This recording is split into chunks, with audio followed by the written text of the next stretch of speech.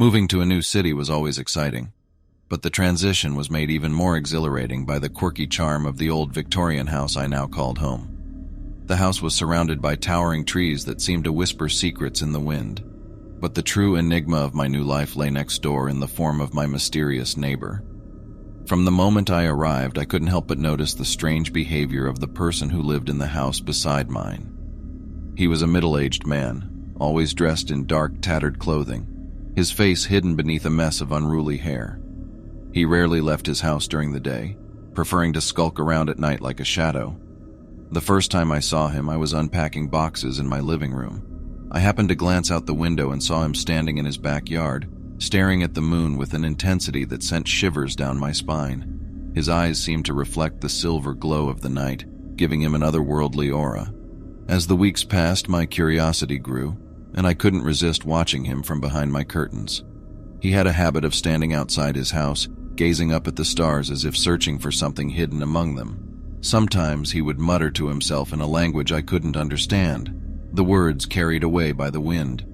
I decided to introduce myself, hoping to break the ice and perhaps learn more about my enigmatic neighbor. One evening, I mustered the courage to knock on his door. The seconds stretched into minutes, but there was no response. Just as I was about to give up, the door creaked open, revealing him standing there, his dark eyes fixed on me. "Hello," I said, trying to sound friendly despite the unease that gnawed at my gut. "I'm your new neighbor.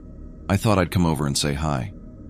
He studied me for a moment, his eyes seeming to pierce right through me. "Hello," he finally replied, his voice soft and filled with an air of melancholy. "I'm just getting settled in," I continued, attempting to keep the conversation going. "If you ever need anything, don't hesitate to ask." He nodded, his gaze never leaving mine. "Thank you, but I am content with my solitude." With that, he closed the door, leaving me standing there feeling oddly rejected. I couldn't shake the feeling that there was something he wasn't telling me, some hidden truth that lingered beneath the surface of his words. As the weeks turned into months, my interactions with my neighbor remained minimal. I caught glimpses of him at odd hours, always engaged in strange activities that only deepened the mystery surrounding him. He would burn incense in his backyard, the smoke curling into the night air, and on some nights I swear I saw him practicing arcane rituals under the moonlight. My curiosity morphed into an obsession, and I began to research the history of the old house next door. What I uncovered sent shivers down my spine. Rumors circulated about a man who had lived there decades ago, a man rumored to be involved in occult practices.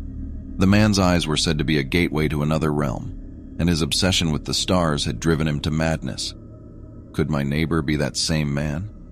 It seemed impossible, the stuff of urban legends. But the more I dug, the more I began to believe that there was some truth to the stories. One night, unable to sleep, I found myself watching my neighbor from behind my curtains once again.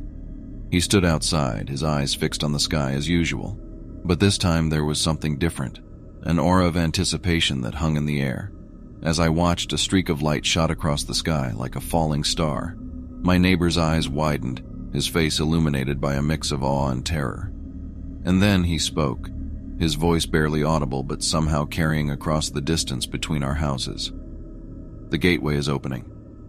I held my breath, feeling a chill run down my spine. What did he mean? And then I saw it. A swirling vortex of energy like a portal forming above my neighbor's backyard. The night seemed to tremble with the power of it, and I watched in stunned horror as shapes began to emerge from the vortex.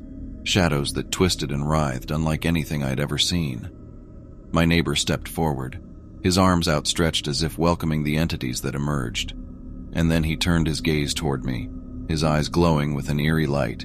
In that moment I understood the truth. He had indeed found a way to open a gateway to another realm, and now it was consuming everything around it. I stumbled back from the window.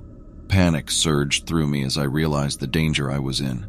Without a second thought, I grabbed my keys and rushed out of the house, desperate to escape the looming darkness that threatened to engulf everything. As I drove away from the house, I stole one last glance at my neighbor's backyard. The swirling vortex was gone, replaced by an unsettling calm. But the memory of what I had witnessed would forever haunt my thoughts.